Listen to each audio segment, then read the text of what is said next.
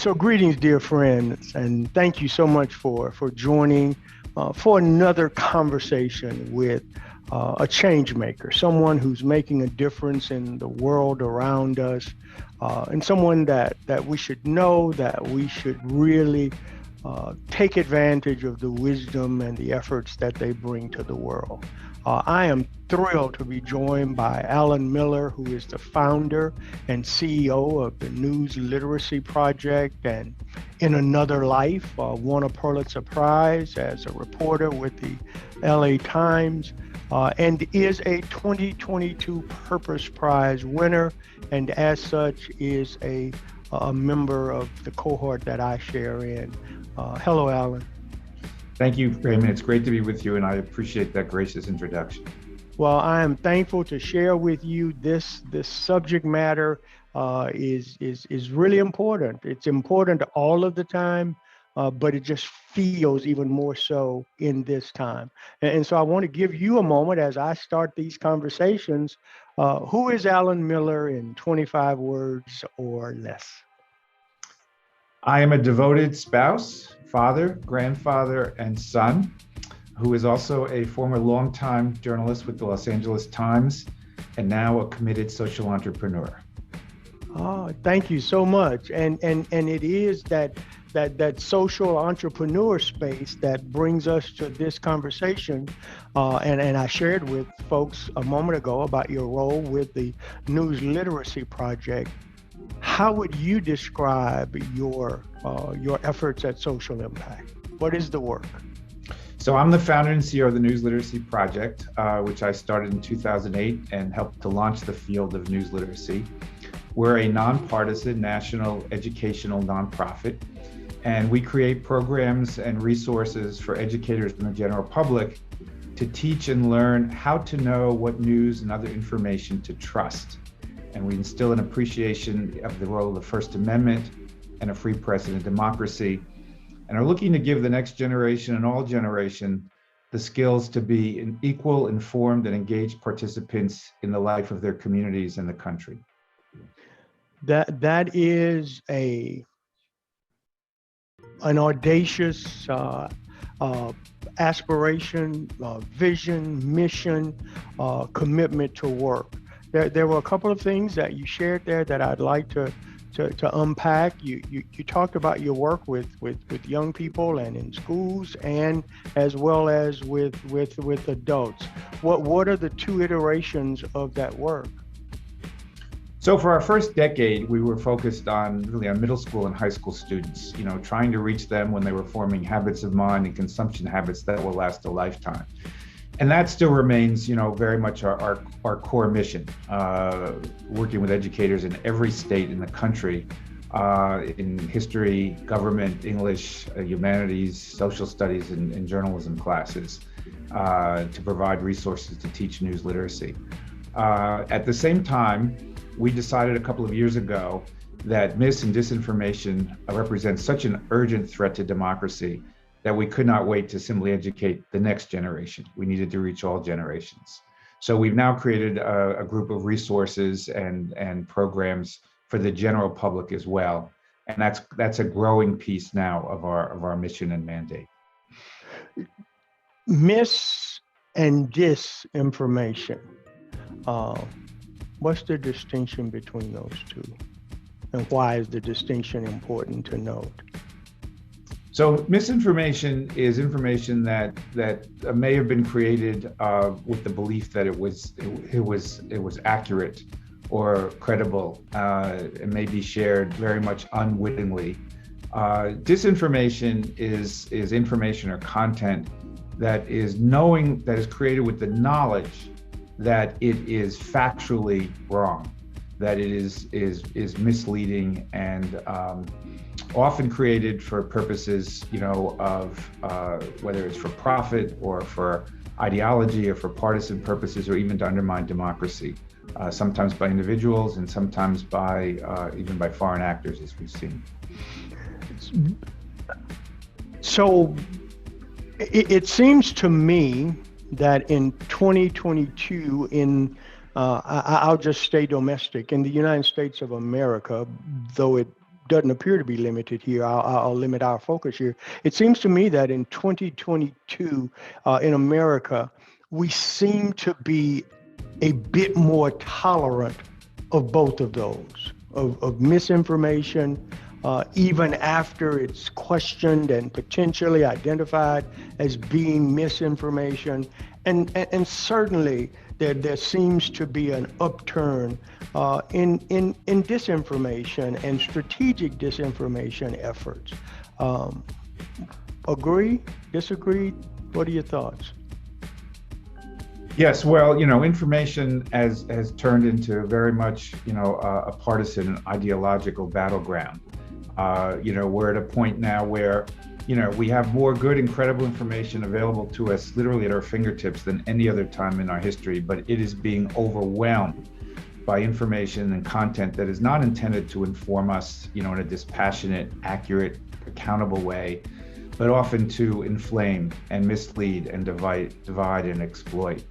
And so, we've now seen, particularly in this perfect storm, with the pandemic, with the 2020 election, now even with Russia's war in Ukraine, the rise of conspiratorial thinking that has, now engulfed many millions of people in America and around the world who believe in things that may suit their own pre-existing beliefs, but are actually factually and proven to be discredited.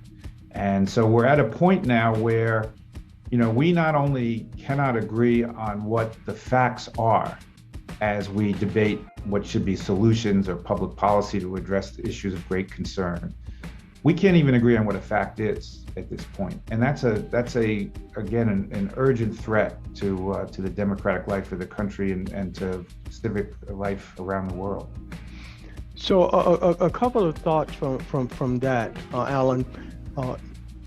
In reading some of your comments, one of the things that you talk about is the ecosystem that we find ourselves in today, and the state of that ecosystem. I would imagine that when you had your first day as a reporter at the LA Times, that the news ecosystem was substantially different than what we find ourselves in today.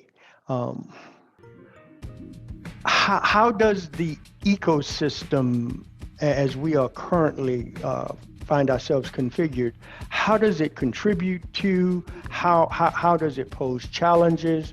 What is the difference for the consumer from having to wait to the next day's version of the LA Times, as opposed to that contraption you held up in your hand that allows you to be continually bombarded with information?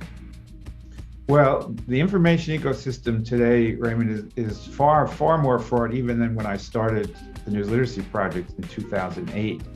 I mean, what we've seen is an explosion of sources of content that have no real accountability, often no transparency, and that are being, putting out things that are being very widely shared in a viral way, particularly on social media.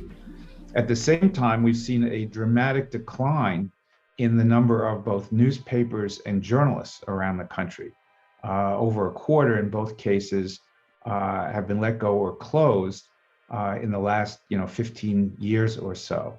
So what we have is far fewer credible and accountable sources of news, at the same time that we've had this tremendous explosion of others. And there's no barrier to entry for people who want to create disinformation, as I mentioned, for whatever reason. And there's an incredible incentive because of the potential for it to have real impact and real virality. And another part of the problem is in our hyper-polarized country, now people often seek news and information that they know they're pre-exposed to agree with, and don't seek information that will challenge their beliefs. And so we've gotten really locked in many cases, to filter bubbles that are almost like filter prisons. And this has extended the division. And then I'll add the one other thing, which is the role of the social media platforms. I mean, they are designed to stoke engagement through enragement. They reward the most extreme and emotional posts. And obviously, that's been another major, major problem in terms of really moving us, I think, in the direction of an information dystopia. So there's no way I could allow that moment to pass without asking if you have, and if you do, if you're comfortable sharing any thoughts on the Elon Musk acquisition of Twitter. Well, I think there's a lot that remains unknown in Yes. terms of, he's said a number of things publicly. It's not exactly clear,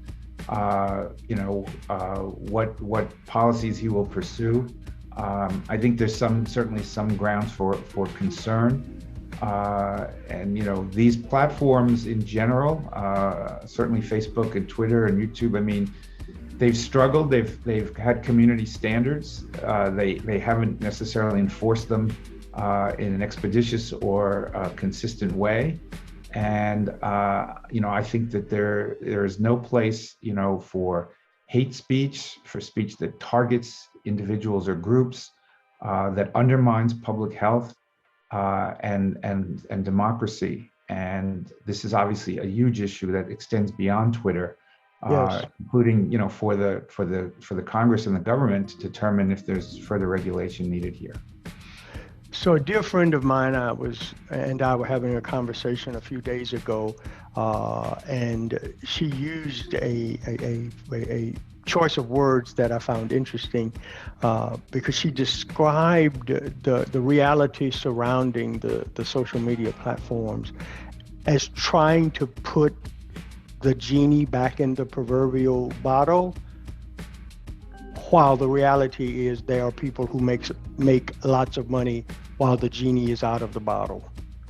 So there's this semblance of putting the genie back in the bottle, but there's really not a true desire to make that happen.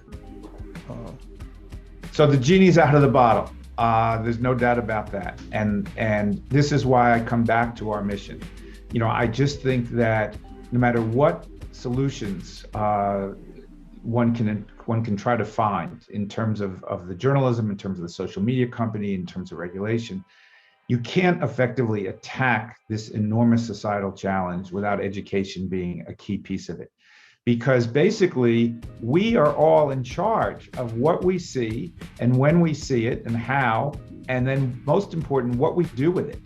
If we ask ourselves, is this credible? Should I trust this? And should I share this? Is it responsible of me to share this? We're all our own editors, and we can all be our own publishers. And our goal is to give people the mindset and the ability to play those roles in ways that are responsible, credible, and empower their voices. You've used a phrase a few times, a number of times in the conversation, and it's being used extensively in the world around us, and it is this notion of something or someone being a threat to democracy. I wanted to ask you about the importance of the work that you do, but certainly if you believe something poses a threat to democracy, that certainly would highlight the importance of it. Why do you think this current information ecosystem and the prevalence of misinformation, disinformation, and the construct that fuels it is threatening to democracy as we know it?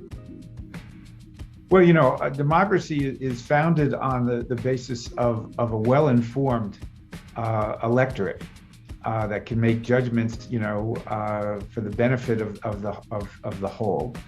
And I think we're at a point where, there are tens of millions of Americans who believe in conspiratorial thinking, and as we saw on January 6th, 2021, that thinking becomes the basis for decisions and for actions.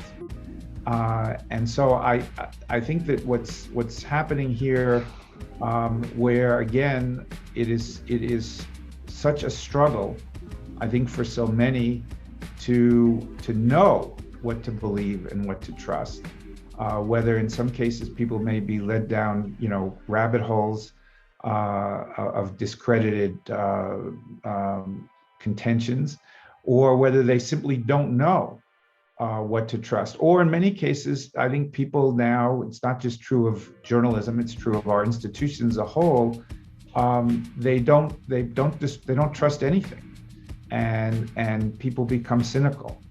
And again, this is something we need a healthy skepticism, where people ask questions about everything they encounter in terms of its credibility and responsibility, but not to become cynical or distrustful, or to be vulnerable to being convinced of things that absolutely did not happen or are not true. So couple of questions before we wrap up. I was just thinking, as you were speaking and as you were talking and describing this information ecosystem and how things have become partisan, the view on facts become partisan. And I just reflected for a moment. There are so many things, beliefs around faith or finances or government roles and other things. So much has been either you're on side A or side B. And, it may actually be that there are some elements of whatever side I've been lumped on that I actually may feel differently about, but they have become so partisan. So many things have just been lumped into these partisan buckets that it makes it unbelievably difficult to find common ground or to be willing to explore common ground with people around us. Well, there's no question. I mean, this is part of the tribalism writ large, and the tendency of people to see their news and information through prisms of red and blue, I think just further intensifies the divisions. And just in terms of the role of facts and agreeing on facts, I mean, they are the basis for our education system. They're the basis for our scientific exploration and discoveries. They're the basis for our effective public policy debates. And if we can't agree on what the basic facts are, I think that the marketplace of ideas breaks down and democracy's in peril. Yeah, and boy, there are about 15 different rabbit holes we could go down just in that statement. You talk about facts being the basis for education, yet we see these policy decisions and advocacy efforts around the country around what sets of facts you are allowed to share. And there are some things that may be factual, but don't make us feel good about ourselves, so we can't share those facts. And it's just a really, really challenging time.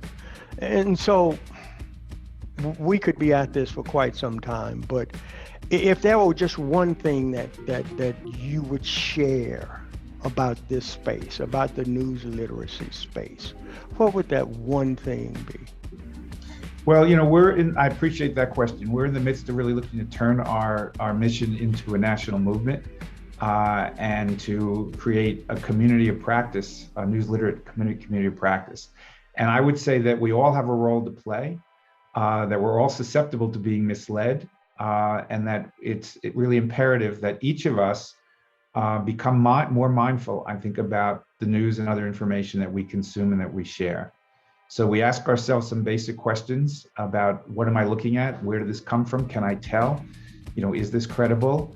Maybe we learn some skills, and we're happy at newslit.org to help teach those skills.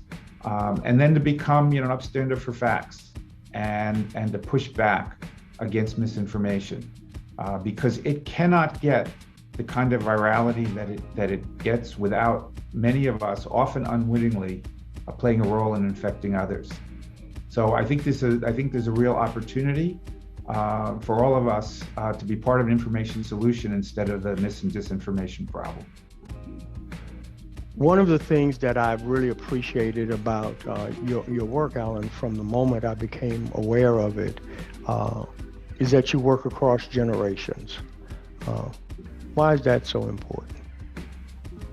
Well, again, I think it's obviously critical that we reach the next generation as they're forming consumption habits and habits of mind that will last a lifetime, and before they get pulled into filter bubbles or down rabbit holes. But as I also said, we feel that this existential threat to democracy is now so urgent that we want to reach all generations. And we want to create a sea change in public attitudes and behaviors around news and information, like we've seen in areas like smoking and drunk driving and littering.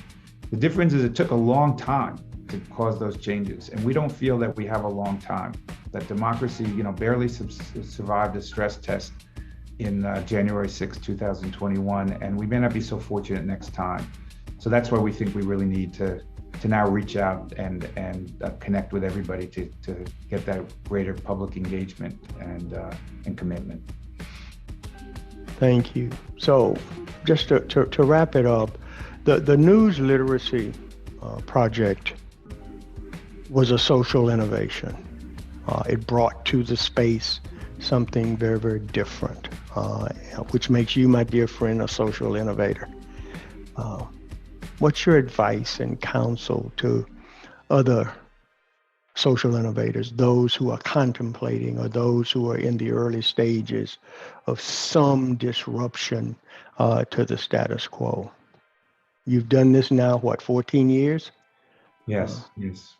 What's one thing that you would draw from those 14 years that you'd say to someone else who's holding a passion that might make a difference in the world?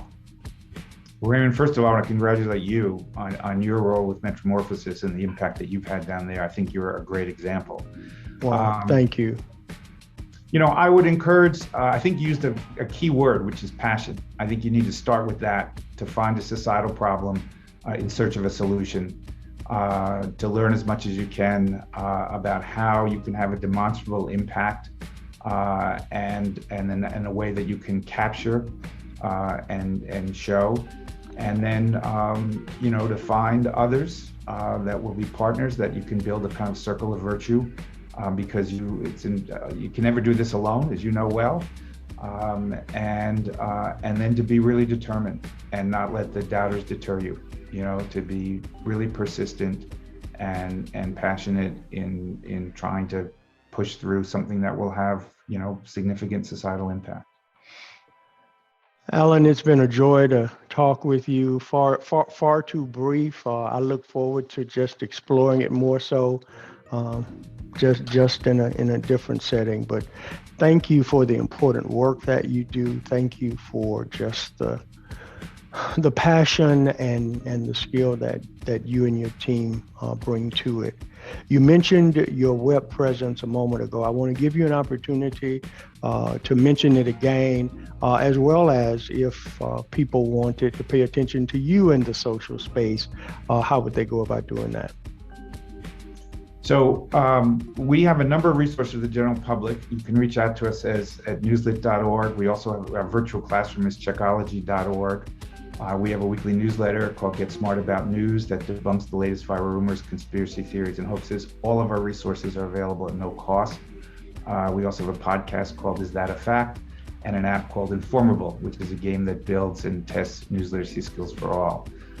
We certainly welcome you following us on social media and learning more about us. Alan, thank you so much for your time. It's been a joy to speak with you, and I just look forward to what lies ahead. Thanks a lot for being with us. Thank you very much for the opportunity, Raymond.